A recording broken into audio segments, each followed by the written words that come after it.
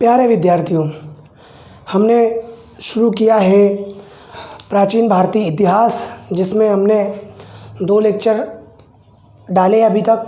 जिसमें पहले में आपने पूरा पाठ्यक्रम समझा, दूसरे में हमने पाषाण सभ्यता शुरू की थी, है ना। और एक अच्छा मतलब आपने सफ़र हमारे साथ तय किया है। उस लेक्चर में आपने पढ़ा होगा, ऐसी मुझे आशा है। आज हम उससे आगे बढ़ने का थोड़ा प्रयास करते हैं, है ना। उसके बाद हम देखेंगे कि कल हमने पूरा पाषाण काल, मध्य पाषाण काल और नव पाषाण काल को समझा। अब कुछ बची हुई चीज़ें हैं, जो कुछ छोटे छोटे युग हैं, उनके बारे में हम बात करते हैं। जैसे हम बात करते हैं लोह युग के बारे में। किसकी बात की जाए? लोह युग की बात करें, ठीक है दोस्तों। लोह युग, सबसे पहले लोहे का प्रयोग लोह युग में शुरू होता है। और लोह युग में लोहे के प्रयोग शुरू होने के क्रम में अतरंजी खेड़ा से पहला लोहे का साक्ष्य प्राप्त होता है। लोहे का साक्ष्य कहाँ से प्राप्त होता है दोस्तों? अतरंजी खेड़ा से, ठीक है। यह अतरंजी खेड़ा एटा यूपी के पास है। कहाँ है? एटा यूपी। ध्यान रखें दोस्तों, प्रश्न सीधा बनता है कि पहले लोहे के साक्ष्य कहाँ से प्राप्त होते हैं? अतरंजी खेड़ा से, ठीक है। उसके बाद आगे अगर हम देखें तो यहीं से हमको देखो, इस युग के अंदर हमको चित्रित धूसर मृदभांड भी मिलते हैं। क्या मिलते हैं दोस्तों? चित्रित धूसर मृतभांड। अच्छा, ये मृतभांड की अगर बात करें तो मृतभांड के लिए काम करते हैं, पूरा का पूरा मृतभांड वाला हिस्सा जो है एक तरफ लिख लेते हैं और समझ लेते हैं कि कहाँ पर किस युग में कैसे मृतभांड मिले होंगे। तो सबसे पहले मैंने इसको कुछ बांटने का प्रयास किया, जैसे काले और लाल, ठीक है। काले लाल मृतभांड क्या है? काले लाल मृतभांड, ठीक है। जिनको हम क्या बोलते हैं? जिनको हम मतलब BRW, है ना, ब्लैक रेड वेयर, ठीक है, BRW, काले लाल मृतभांड। ये मिले हैं आपको। ये देखो, आपको कहाँ से कहाँ तक मिलेंगे? पूर्व वैदिक सभ्यता से, ठीक है। पूर्व वैदिक सभ्यता के प्रारंभ तक आपको मिल जाएंगे। कहाँ तक? पूर्व वैदिक सभ्यता तक। कहाँ तक मिलेंगे? पूर्व वैदिक सभ्यता तक, काले लाल मृतभांड, ठीक है। उसके बाद जिसकी बात हम ये कर रहे हैं, चित्रित धूसर मृतभांड, ठीक है। अच्छा, एक काम करें, ये तो थोड़ा सा मिस्टेक हो गया यहाँ पे। देखो, फिर से देखो, काले लाल मृतभांड की अगर हम बात करें तो ये अपने को मिलेंगे ताम्र पाषाण काल में, ठीक है। हड़प्पन सिविलाइजेशन में, हड़प्पा सभ्यता में, ठीक है। कहाँ पर? ताम्र पाषाण काल में और हड़प्पा सभ्यता में मिलेंगे, ठीक है दोस्तों। उसके बाद गैरिक मृतभांड भी होते हैं। गेरू के रंग के जो मृतभांड होते हैं ना, गैरिक मृतभांड, लाल कलर के, ठीक है। गैरिक मृतभांड कहाँ मिलेंगे? गैरिक मृतभांड की बात करें तो ये पूर्व वैदिक सभ्यता से प्रारंभ करेंगे। ये वाले होंगे पूर्व वैदिक सभ्यता से ना, पूर्व वैदिक सभ्यता से, ठीक है। पूर्व वैदिक सभ्यता, गैरिक मृतभांड। और गैरिक मृतभांडों के बाद अगर हम बात करें चित्रित धूसर मृतभांड, ये वाले क्या? चित्रित धूसर मृतभांड, ठीक है दोस्तों। ये चित्रित धूसर जो मृतभांड है, ये मृतभांड मिलते हैं आपको उत्तर वैदिक काल में, है ना। वैदिक एरा खत्म होने के बाद जो उत्तर वैदिक काल शुरू होता है, उत्तर वैदिक काल में, जनपदों के युग में, ठीक है। उत्तर वैदिक काल में मौर्य तक जाएंगे, है ना। इसके साथ साथ चित्रित धूसर मृतभांड के साथ साथ एक और है, पॉलिश वाले। कौन से वाले? पॉलिश वाले, उत्तरी काली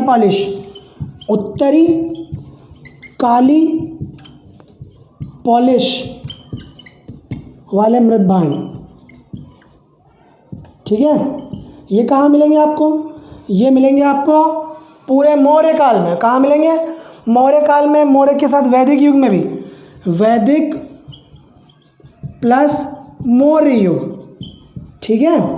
वैदिक प्लस मौर्य युग, दोनों जगह पे आपको ये मिल जाएंगे।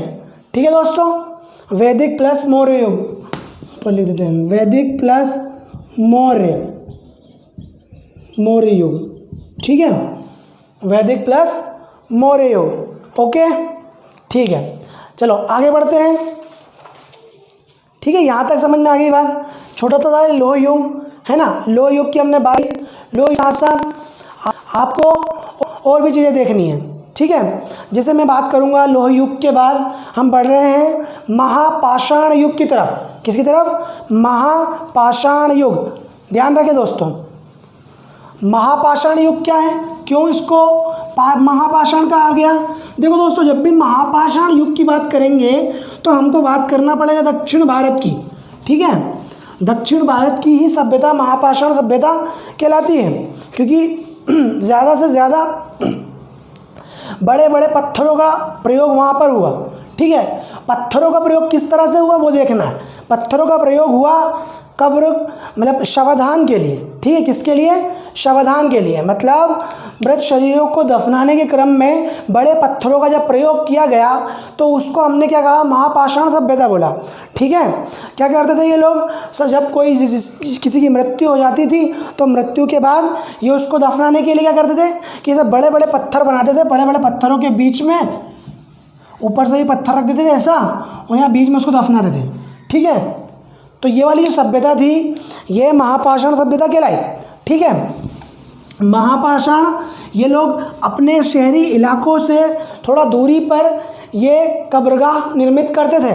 ठीक है, जैसे अगर मान लो हम बात करें स्थानों की, तो स्थानों की बात में अगर सबसे पहले देखते हैं महाराष्ट्र वाला हिस्सा, महाराष्ट्र। ठीक है, महाराष्ट्र में कौन सी जगह? महाराष्ट्र में आप देखोगे नागपुर वाला क्षेत्र। ठीक है, कौन सा? नागपुर, महाराष्ट्र में नागपुर। उसके बाद कर्नाटक का मास्की, कर्नाटक का मास्की। ठीक है, कर्नाटक के मास्की के बाद और भी चीज़ें हैं देखो इसके अंदर, और कर्नाटक के आदिचलनूर, आदिचलनूर। ठीक है, केरल, कहाँ? आदिचलनूर केरल।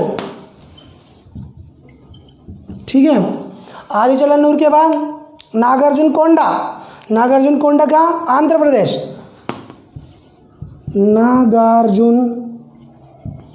नागार्जुनीकोंडा आंध्र प्रदेश। ये सारी जगह हैं। यहाँ से हमको मृत भांडों के माफ़ करें यहाँ से हमको महापाषाण सभ्यता के साक्ष्य मिलते हैं। अलग अलग तरह के जो है पत्थरों से ढके हुए कब्र मिलते हैं। ठीक है, समझ में आया दोस्तों? यहाँ तक आई होप आपको क्लियर हो गया होगा। उसके बाद आगे देखते हैं। देखो, दक्षिण भारतीय सभ्यता की बात करें तो दक्षिण भारतीय सभ्यता में खेती की बात करते हैं अपन। ठीक है, किसकी बात करते हैं? खेती की। खेती में हमको रागी और धान, किसकी? रागी और धान के साक्ष्य मिलते हैं। ठीक है, ज़्यादातर हमको रागी और धान के साक्ष्य मिलते हैं। और उसके बाद अगर स्थानों की इसके अंदर बात करें, ठीक है, तो इसके अंदर भी अलग अलग बहुत सारे स्थान मिलेंगे हमको। ठीक है, जैसे पिकलीहल, किसकी बात करेंगे? पिकलीहल की बात होगी अवश्य। ठीक है, दक्षिण भारत की जब खेती की बात होगी तो पिकलीहल, संगनकल्लू। ठीक है, सही, पिकलीहल, संगनकल्लू। फिर उसके बाद ब्रह्मगिरी वाला स्थान। ठीक है, ब्रह्मगिरी। ठीक है, मास्की। ठीक है, ब्रह्मगिरी हो गया, मास्की हो गया। ठीक है, और जैसे ये मास्की की जो ब्रह्मगिरी वाला जो क्षेत्र है ना, इनके आसपास का जो क्षेत्र है, यहाँ से बहुत सारे अलग अलग तरह के मृदभांड से ले लो, है ना, कुछ मूर्तियाँ ले लो, इस तरह के साक्ष्य यहाँ से मिलते हैं। लेकिन जब स्थानों की बात की जाएगी दक्षिण भारत में तो ब्रह्मगिरी, मास्की, संगनकल्लू, पिकलीहल की बात अवश्य ही की जाएगी। ठीक है दोस्तों, और यहाँ पर हमारा जो है दक्षिण भारत का महापाषाण काल का भी अंत हो जाता है। आगे बढ़ते हैं, ठीक है, अपने क्रम को आगे बढ़ाते हैं। देखिए दोस्तों, इतिहास एक ऐसा सब्जेक्ट है जो बार बार पढ़ने से ही याद होता है। हम सोचें कि अगर हम कुछ एक बार वीडियो देख लें उसके बाद हमको पूरा रट जाए तो ये ऐसा संभव नहीं है, ठीक है। आपको निरंतर याद करना है, निरंतर पढ़ना है, ठीक है। अब हमारे सामने अगला क्रम बढ़ता है ताम्र पाषाण सभ्यता। किसकी बात करेंगे हम? चालकोलिथिक एरा की, चालकोलिथिक पीरियड की। क्या?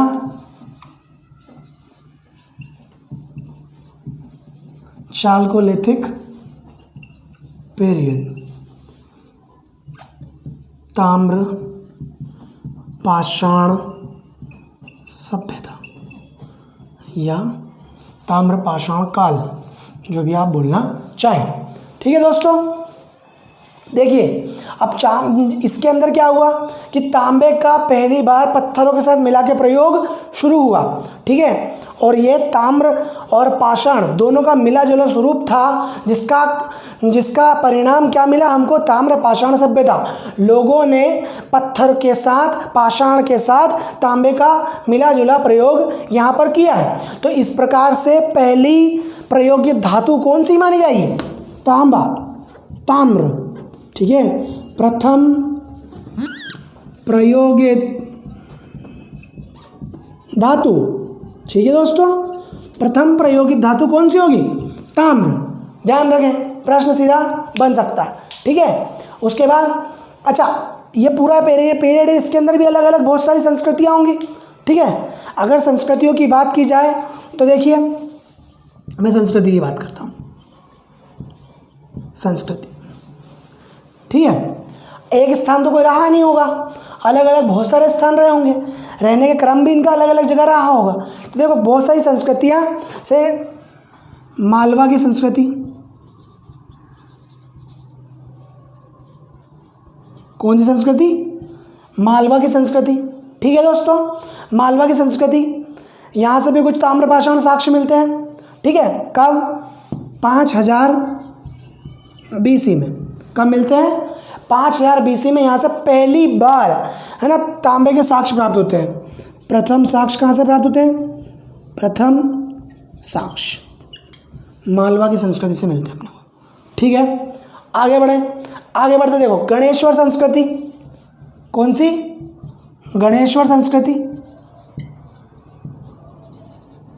ठीक है। कौन सी संस्कृति? गणेश्वर संस्कृति। गणेश्वर संस्कृति, इसको देखो बनास नदी के किनारे थी। कौन सी नदी किनारे थी? ये बनास। इसके लिए इसको क्या बोलते हैं? बनास संस्कृति भी बोलते हैं। क्या बोल सकते हो आप? बनास संस्कृति, ठीक है। बनास संस्कृति कहाँ पर है? यह है राजस्थान में। ये कहाँ है?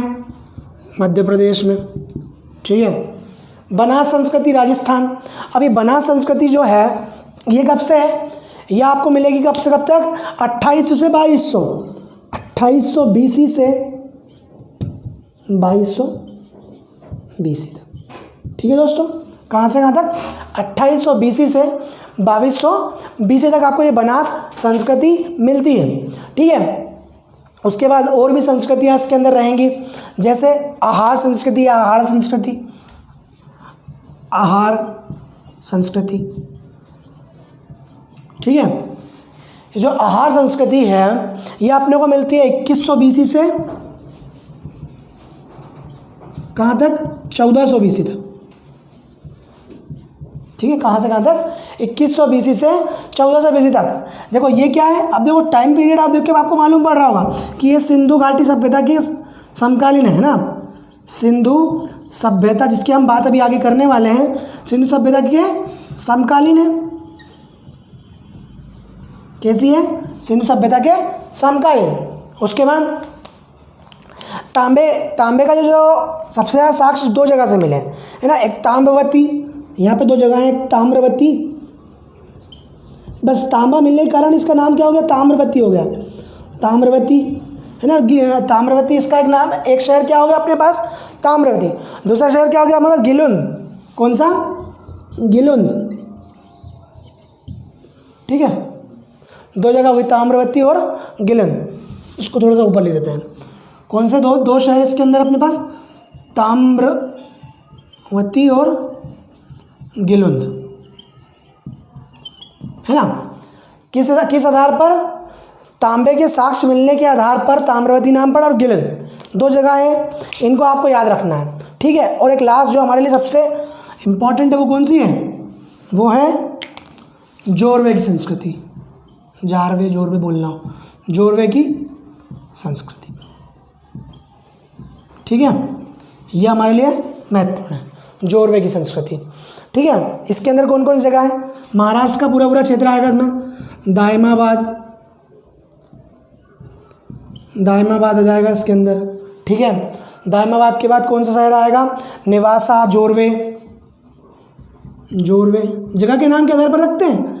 जोरवे आ जाएगा, नेवासा आ जाएगा, ठीक है, सब महाराष्ट्र में, ठीक है। फिर इनाम गांव आ जाएगा, इनाम गांव, ठीक है, इनाम गांव। दायमाबाद, जोरवे, नेवासा, इनाम गांव, ये सारे जगह आएंगे ना। ये महाराष्ट्र का पूरा, जहाँ पर पूरे ताम्र पाषाण सभ्यता के व्यापक सबूत मिलते हैं, ये 4-5 जगह है महाराष्ट्र में, है ना, जो जोरवे संस्कृति के अंदर का हिस्सा बनेगी, ठीक है। यहाँ तक आपको समझ में आया? ये जो है ताम्र पाषाण सभ्यता का शुरुआती क्रम है, ठीक है। अच्छा, इसके बाद अगर हम इसमें प्रमुख स्थल देखें तो मैंने क्या कहा आपको कि हमको सबसे ज़्यादा किसका ध्यान देना है? जोरवे की संस्कृति का। तो हम जोरवे की संस्कृति को ही पढ़ते ज़्यादातर, ठीक है, क्योंकि प्रश्न उसी से बन जाते हैं, ठीक है। जैसे इनाम गाँव, दायमाबाद, इनाम गाँव और जोरवे की बात करेंगे, ठीक है, समझ में आया? या नेवासा की बात कर लेंगे। 2-3-4 चीज़ें हैं बस, इसके ज़्यादा नहीं, क्योंकि जितना भी इम्पोर्टेंट पार्ट था, है ना, मतलब पाषाण सभ्यता से रिलेटेड वाला, वो हमने पिछले वाले लेक्चर में कवर कर लिया था। उसके अलावा उससे ज़्यादा कोई प्रश्न मुझे नहीं लगता कि पूछे जाने चाहिए, ठीक है। उतना भी हमारे लिए पढ़ा पर्याप्त होगा, ठीक है। आगे देखिए, कुछ विशेष पॉइंट हैं जोरवे की संस्कृति के शहरों में, वो देखते हैं, फिर हम आद्य इतिहास की तरफ बढ़ने लग जाएंगे, ठीक है।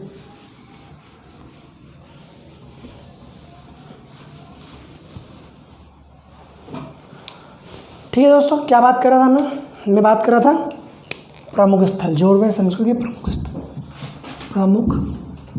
स्थल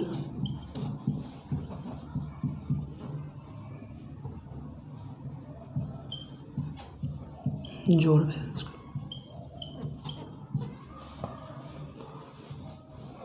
ठीक है, प्रमुख स्थल जोरवे संस्कृति। कौन कौन से बताया मैंने आपको? इसमें एक जगह है महाराष्ट्र की हमारे पास, दायमाबाद, ठीक है। एक है हमारे पास नेवासा या नेवासा, और एक है हमारे पास में इनाम गांव। एक क्या है हमारे पास? इनाम गांव। दायमाबाद, नेवासा और इनाम गांव, 3 जगह हमको देखनी है ना। देखो, दायमाबाद जो है ना, ये भी महाराष्ट्र के करीब है पहले के मैप के अनुसार, ठीक है, गोदावरी के आसपास, है ना, गोदावरी तट पर। कहाँ पर है ये हमारे पास? गोदावरी के तट पर। देखो, कोई भी सभ्यता जो है ना, सभ्यता है, एक मनुष्य को जीने के लिए क्या चाहिए? मनुष्य को जीवन के लिए चाहिए रोटी, कपड़ा और मकान, है ना। कपड़े उस समय के तो जो भी रहे होंगे, मकान मनुष्य ने अलग अलग जगह घूम कर बना लिए, लेकिन फिर भी जो है रहने के लिए, जीने के लिए पानी की बड़ी आवश्यकता पड़ती है। और सभ्यताओं का जीवन हमेशा नदी घाटियों में ही बनता है, क्योंकि पानी जो है उनकी महत्वपूर्ण जो है मतलब उसको ज़रूरी होता है ना, अपने जीवन जीने के लिए। तो वो किसी नदी घाटी के करीब ही रहेगा, नदी के आसपास ही रहेगा।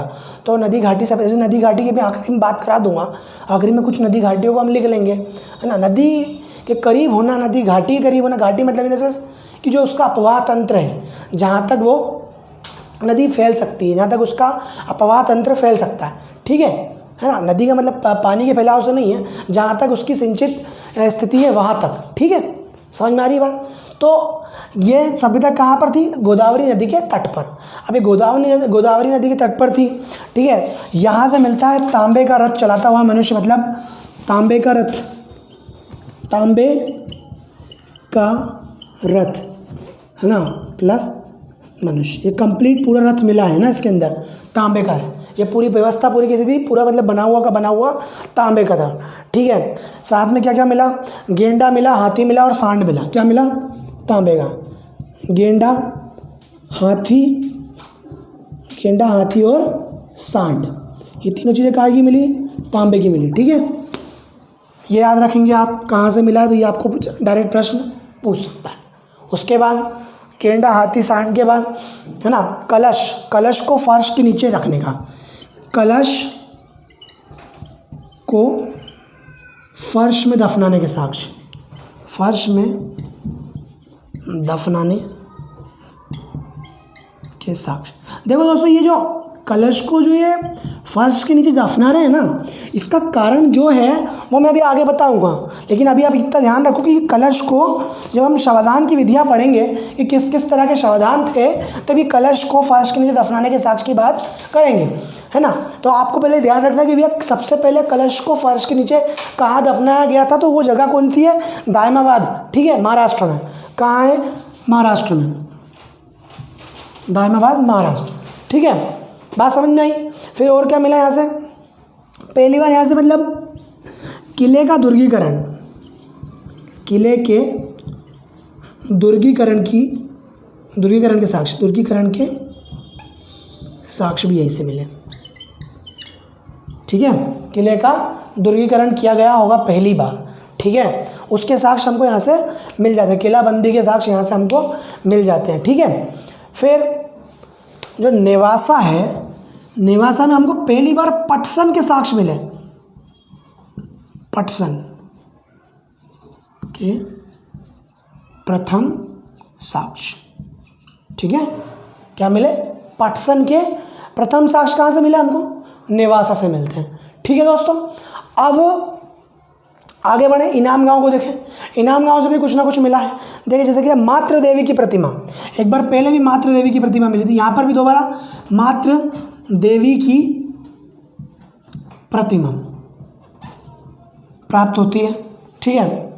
मातृ देवी की प्रतिमा मिली, 5 कमरों का मकान मिला यहाँ से। अब क्या मिला? 5 कमरों का मकान भी मिला है, ठीक है। क्या मिला? 5 कमरों का मकान भी मिला है यहीं से। कहाँ से? इनाम गांव से। ये सब महाराष्ट्र में, ठीक है। देखो और एक और चीज़ है, ये 5 कमरों का मकान कैसा था? ये 5 कमरों का मकान जो था कच्ची मिट्टी का था। कैसा था? कच्ची मिट्टी का, कच्चा मकान था ये। कैसा है? कच्ची मिट्टी का मकान है, ठीक है। ये जगह हो गई।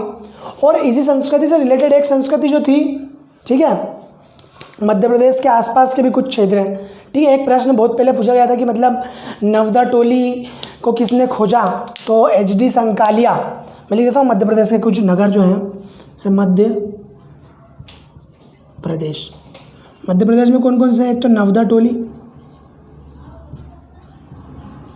इसी युग से, ठीक है ना। कौन से? ताम्र पाषाण सभ्यता से है ना, नवदा टोली।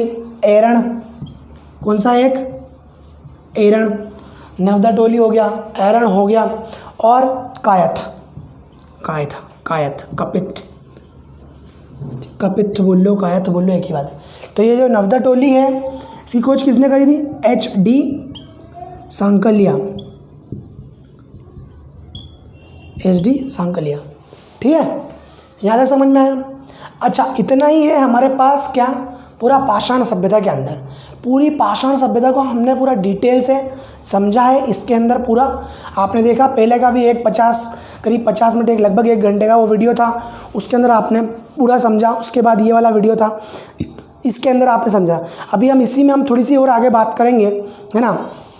कुछ चीज़ें बच गई हैं, जिसे मैं आपको यहाँ बता देता हूँ कि शवदान की विधियाँ क्या क्या होती थी उस टाइम, है ना। किसी की मृत्यु के बाद अंत्येष्टि कैसे की जाती रही होगी, किस तरह के 2 अंत्येष्टि प्रोग्राम होते होंगे, ठीक है। देखो ये मिटा देता हूँ मैं, आप चाहो तो स्क्रीनशॉट ले लेना, है ना, और उसको लिख सकते हो, ठीक है। अपने नोट्स खुद बना सकते हो, ठीक है। हालांकि समाधान से रिलेटेड कभी कोई भी वनडे एग्ज़ाम से रिलेटेड अभी तक प्रश्न तो देखे नहीं गए, लेकिन फिर भी हम पढ़ लेते हैं क्योंकि वो एक अच्छा कॉन्सेप्ट है, पूछे जाने की संभावना है, ठीक है। देखो 2 तरीके के समाधान जो थे चलन में थे उस वक्त, समाधान की बात करें 2 तरीके के समाधान चलन में थे, आंशिक समाधान और पूर्ण समाधान, ठीक है। आंशिक समाधान और पूर्ण समाधान, ठीक है दोस्तों। ये आंशिक समाधान जो है इसके अंदर क्या होता होगा, तो इसके अंदर जो विशेष अंग है केवल उन्हीं को दफनाया जाता था, ठीक है। जो ये दक्षिण भारत के हिस्से में ज़्यादातर मिलते हैं, ठीक है। दक्षिण भारत में अधिकांश इसी तरह की कब्रें मिली हैं, आंशिक समाधान वाली कब्रें मिली हैं, जिसके अंदर क्या है कि मतलब किसी भी जो वयस्क है जिसकी मृत्यु हुई है उसके विशेष अंगों को ही दफनाया गया है, ठीक है। कुछ विशेष अंगों को इसके अंदर दफना देते थे, वो क्या कहलाया, उसका आंशिक समाधान कहलाया। लेकिन कुछ पूर्ण समाधान भी मिले। ये पूर्ण समाधान कैसे होंगे, इसमें पूरे जो मतलब वयस्क के जो पूरे शरीर जो था उस पूरे शरीर को इसके अंदर दफनाते थे, जिसमें जो सिर जो रहता था वो पूर्व की तरफ इसका सिर रखते थे, ठीक है। ये देखो पूर्व की तरफ सिर रखते थे और जो पैर थे वो पश्चिम की तरफ इसमें होते थे, ठीक है। पश्चिम इसके अंदर पैर रखे जाते थे, पूर्व की तरफ सिर होता था, पश्चिम की तरफ पैर होता था, इस तरह की कब्र बनती थी, ठीक है। ये केवल वयस्क के लिए होता था, किसके लिए, वयस्क, ठीक है ना। इस तरह के समाधान आपको पूर्ण समाधान के अंदर आते हैं, ठीक है। लेकिन अभी बात पूरी नहीं हुई है, अभी बात हुई है बच्चों के लिए। बच्चों के लिए क्या करते थे, तो वही जो हमने उस टाइम पढ़ा था कि कलश के अंदर दफनाने का साक्ष्य जो मिले ना, कलश को फर्श के नीचे दफनाने के साक्ष्य, तो वो यही है कि बच्चों को बड़े बड़े कलशों के अंदर रख कर और कलश के कलश पूरे के पूरे दफना दिए जाते थे, ठीक है। क्या बच्चों को बड़े कलश में दफनाना। अच्छा, ये कैसा पार्ट होगा, ये भी पूर्ण समाधान का पार्ट है। किसका पार्ट है ये, पूर्ण समाधान का, ठीक है। इनको कलश के अंदर रखते थे और कलश का कलश पूरा का पूरा कलश दफना दिया जाता था, तो इसको कलश समाधान भी बोला गया। क्या बोला गया, कलश समाधान। मैं लिख देता हूँ, कलश समाधान, ठीक है। तो ये कलश समाधान भी उस टाइम प्रचलन में था, ठीक है। अंत्येष्टि प्रोग्राम क्या होता था, अंत्येष्टि प्रोग्राम में अंत्येष्टि क्रिया सामग्री क्या हो सकती थी, तो अंत्येष्टि सामग्री के अंदर भी हम मिट्टी के और लोहे के बर्तन रखते थे। या तो मिट्टी और लोहे के बर्तनों को ये कब्र के अंदर रख देते थे या फिर बाहर उसके स्मारक के तौर पे छोड़ देते थे, ठीक है। या तो कब्र के अंदर रखेंगे अंत्येष्टि सामग्री, अंत्येष्टि सामग्री जो है, ठीक है, 2 तरीके से, कब्र के अंदर मिट्टी या धातु के बर्तन या कोई प्रिय वस्तु, ठीक है, ये कब्र के अंदर जाएगी या फिर स्मारक की तरह कब्र के बाहर, ठीक है। समझ में आया दोस्तों, इस तरह का अंत्येष्टि सामग्री का इन्होंने मतलब पूरा क्रम देखा था उसके अपने उसके अंदर, है ना, जिसमें वो क्या करते थे, या तो कब्र के अंदर रख देते थे या फिर कब्र के बाहर। कब्र के बाहर रखते थे तो स्मारक के तौर पर रखेंगे, और कब्र के अंदर वो जो उसकी मतलब कोई प्रिय वस्तु है या फिर उनका कुछ मतलब किसी तरह के बर्तन हो गए, इन सारी चीज़ों को, ठीक है। यहाँ तक हमने बात की, है ना, पूरा अभी हम लोग बस ये हमारा अंतिम चरण है। अंतिम चरण में एक चीज़ और बच रही है और पूरा हमारा जो ये हिस्सा है वो पूरा समाप्त हो जाएगा और हम बढ़ जाएंगे सिंधु घाटी सभ्यता की ओर, ठीक है।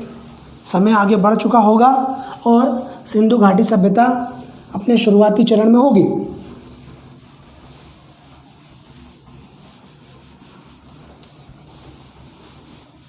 बस एक चीज़ और देख लेते हैं लास्ट, उसके बाद आगे बढ़ेंगे, है ना। यहाँ से प्रश्न पूछे जाने की संभावना है।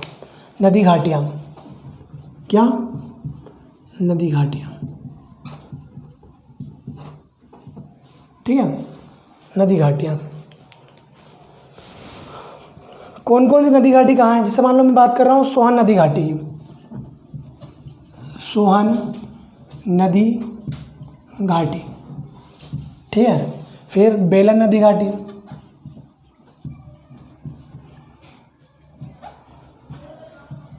ठीक है। नर्मदा नदी घाटी, ठीक है। सोहन नदी घाटी, बेलन नदी घाटी, नर्मदा नदी घाटी, ठीक है। बनास नदी घाटी,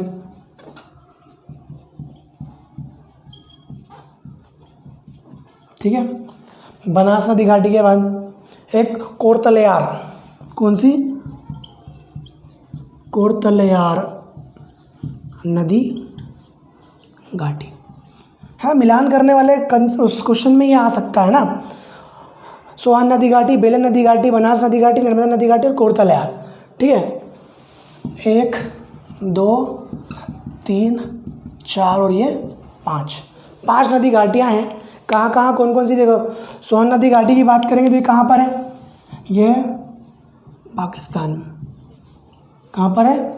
पाकिस्तान में, ठीक है। और फिर बेलन नदी घाटी की बात करें तो कहाँ मिलेगी? ये यूपी में, ठीक है, उत्तर प्रदेश में, ठीक है। उसके बाद नर्मदा नदी घाटी एमपी में, बनास राजस्थान में, ठीक है। और ये कौन सी? कोरतलयार, ये कहाँ मिलेगी आपको? तमिलनाडु में, लिखो तमिलनाडु में, ठीक है। कहाँ का? सोहन नदी घाटी पाकिस्तान, बेलन नदी घाटी कहाँ? यूपी, नर्मदा नदी घाटी एमपी और बनास नदी घाटी राजस्थान और कोरतलयार नदी घाटी तमिलनाडु, ठीक है। ये कुछ नदी घाटियाँ थी। इसके साथ ही हमारा ये वाला क्रम पूरा समाप्त होता है, ठीक है दोस्तों। अब हम बात करेंगे कुछ नए टॉपिक की, थोड़ा सा शुरुआत करेंगे, है ना। देखते हैं आगे हम बढ़ते हैं, ठीक है दोस्तों। समझें, यहाँ तक आप पढ़ें, पूरा रिवीजन करें, पिछला वीडियो देखें। पिछला वीडियो अगर आप नहीं देखोगे तो आपको ये वाला ज़्यादा कुछ खास दिमाग में जाएगा नहीं, ठीक है। आपको हमेशा अगला वीडियो देखने से पहले पिछले वीडियो को देखना है, ठीक है। देखो दोस्तों, अगर हम बात करते हैं आद्य इतिहास की, है ना, प्रोटो हिस्ट्री की अगर मैं बात करूँगा तो मैंने क्या कहा था कि इसके पिछले वाले काल को जब हमने पढ़ा तो उसमें हमने देखा कि हमको यहाँ से केवल पुरातात्विक साक्ष्य मिले, ठीक है ना, मतलब कुछ ऐसा कोई साक्ष्य नहीं मिला कोई जो लिखित प्रमाण हमारे पास हो। लेकिन जब हम बात कर रहे थे किसकी? आद्य इतिहास की जब हम बात करेंगे तो इस आद्य इतिहास में हमको पुरातात्विक साक्ष्य तो मिलेंगे ही मिलेंगे, और पुरातात्विक साक्ष्य के साथ साथ हमको लिखित साक्ष्य भी मिलेंगे। लेकिन ये लिखित साक्ष्य किस प्रकार के होंगे? जिनको हम नहीं पढ़ पाए, जिनकी लिपि या तो हमारी समझ से बाहर है ना, या फिर वो अभी तक समझने के योग्य हम बने ना हों। ये दो चीज़ें इसके अंदर हो सकती हैं, ठीक है। तो हमको देखना क्या है? हमको देखना है सिंधु घाटी सभ्यता या हड़प्पा सभ्यता, है ना, इंडस वैली सिविलाइजेशन या हड़प्पन सिविलाइजेशन, ठीक है।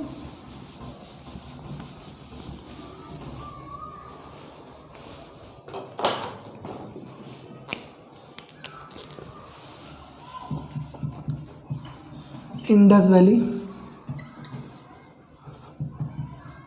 सिविलाइजेशन और हड़प्पन सिविलाइजेशन, ठीक है। सिंधु घाटी सभ्यता या हड़प्पा सभ्यता। देखो दोस्तों, सभ्यता का अर्थ ही क्या है? जो सभ्य तरह का जीवन हो, ठीक है।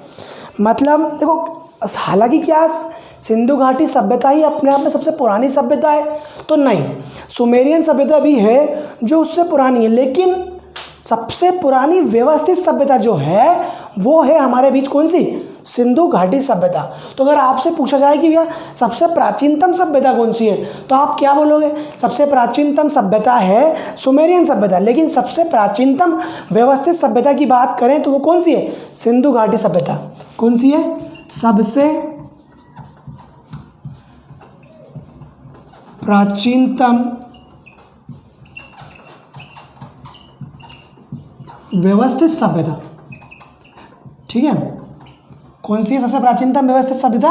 सिंधु घाटी सभ्यता। लेकिन क्या पुरानी कौन सी होगी? प्राचीनतम,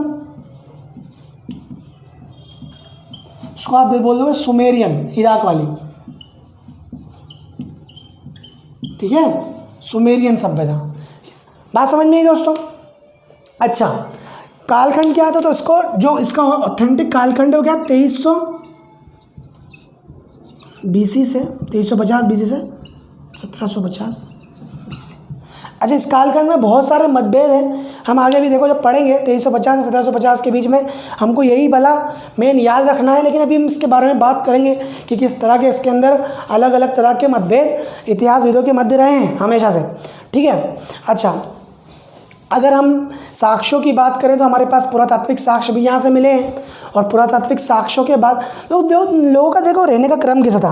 आप खुद सोचिए कि अगर एक क्या होगा कि अगर हम सोचें कि यार जो आज हम इस जीवन को जी रहे हैं और ये दोस्तों 300 साल बाद अचानक से ख़त्म हो जाएगा, कितना अजीब है। मानव को उन्नति करना चाहिए, उन्नति का क्रम होना चाहिए, लेकिन क्या ये कोई मान सकता है कि आने वाले 500 सालों में 400 सालों में पूरा जो है पूरी सभ्यताएं ये सब कुछ नष्ट हो जाएगा और फिर से हम कुछ नहीं जान पाएंगे?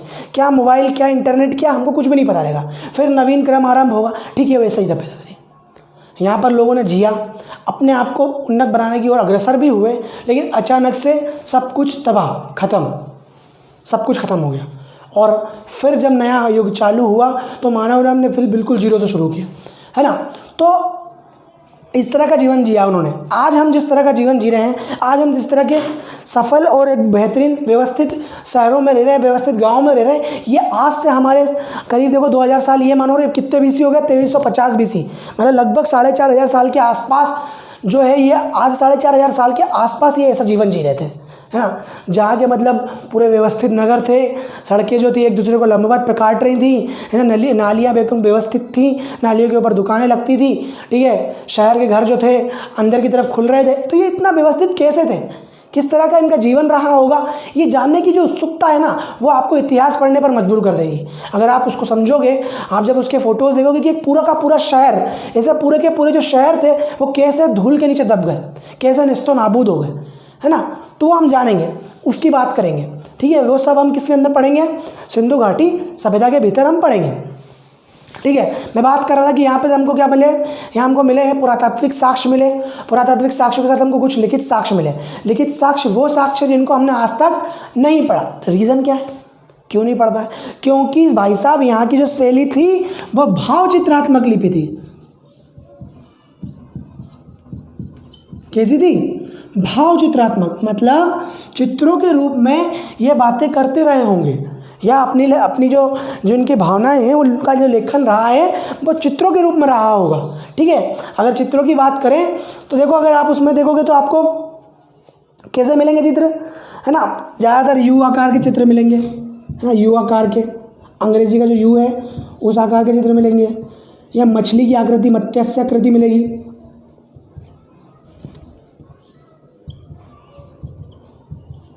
मत्स्य आकृति ज़्यादातर मिलेगी, है ना। उसके बाद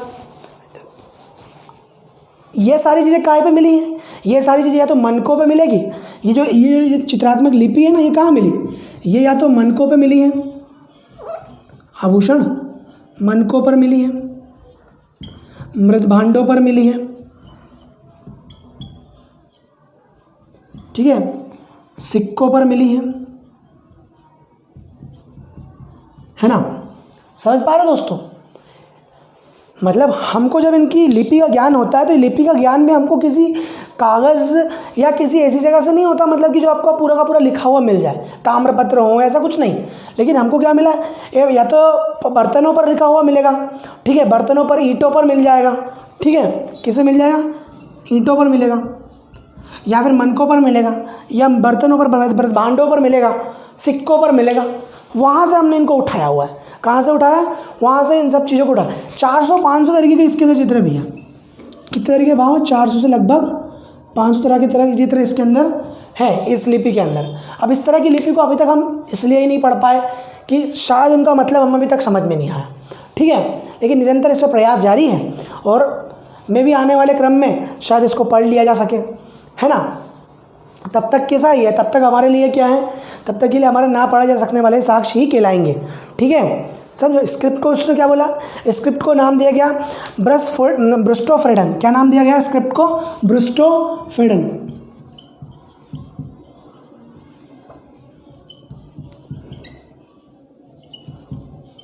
ब्रुस्टोफ्रेडन तरह की स्क्रिप्ट बोला, क्या बोला, स्क्रिप्ट जो थी है ब्रुस्टोफ्रेडन टाइप की थी। अभी ब्रुस्टोफ्रेडन क्या होता है, मतलब आधे इतिहासविद बोलते हैं कि ये राइट टू लेफ्ट लिखी है, लेफ्ट टू राइट लिखी हुई है, आधे बोलते हैं राइट टू लेफ्ट लिखी है, लेकिन हमको थोड़ी पता कि किस तरह की लिखी हुई है। जब तक दोनों तरफ की जब हमको नहीं पता है तो हम दोनों तरफ का मानेंगे ना इसको।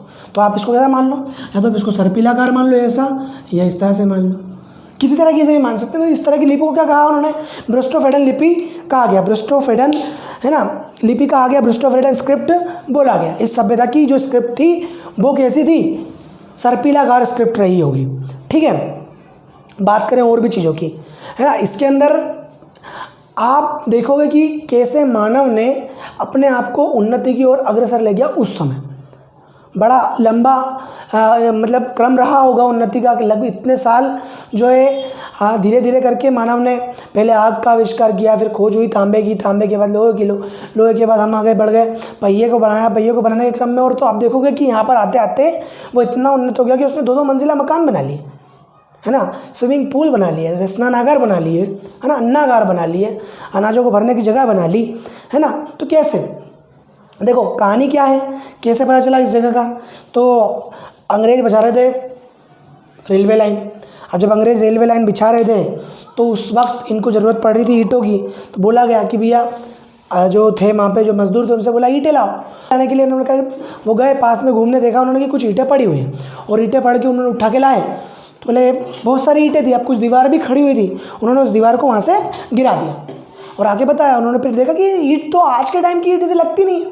फिर जो बड़े जो अधिकारी थे उन्होंने उस जगह उनसे पूछा कहाँ से आप ये ईंट लाए, देखा वहाँ जाके, तो उन्होंने बोला कि काम रोक दो।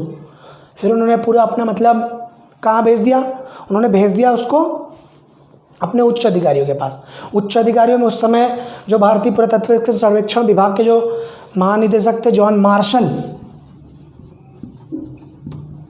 कौन थे, जॉन मार्शल। और ये जॉन मार्शल को जब पता चला कि ऐसा कुछ प्राप्त हुआ तो कुछ स्वयं देखना है, और उन्होंने ये काम सौंपा किसको, दयाराम साहनी को।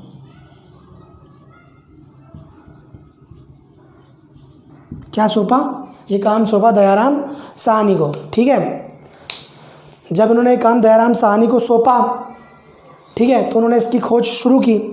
और खोज शुरू की तो मालूम पड़ा कि तो बहुत बड़ी सभ्यता है, पूरा का पूरा शहर इसके अंदर दबा हुआ है।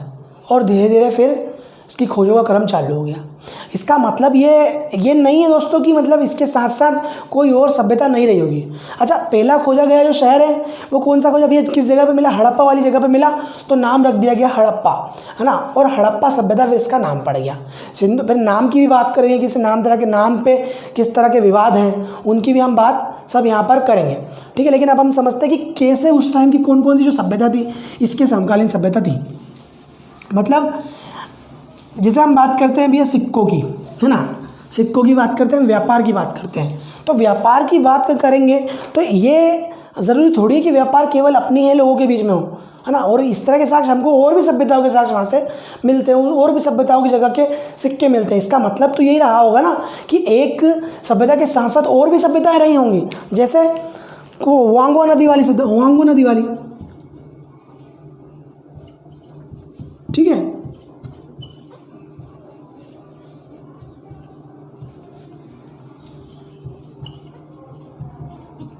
ठीक है। ये कौन सी थी? ये हुआंगो नदी के किनारे थी, है ना।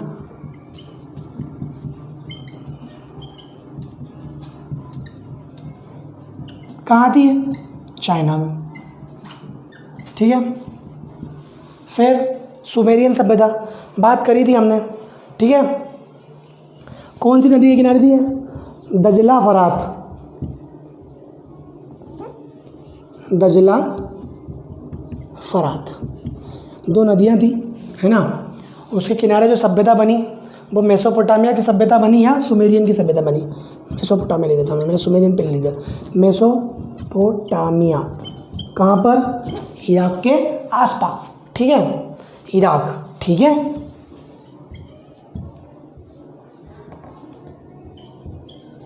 इराक के पास, ठीक है, ठीक है दोस्तों, इराक के पास ये सभ्यता रही होगी, है ना। फिर सबसे बड़ी सभ्यता कौन सी थी? हमारी वाली सिंधु घाटी सभ्यता सबसे विशाल सभ्यता थी।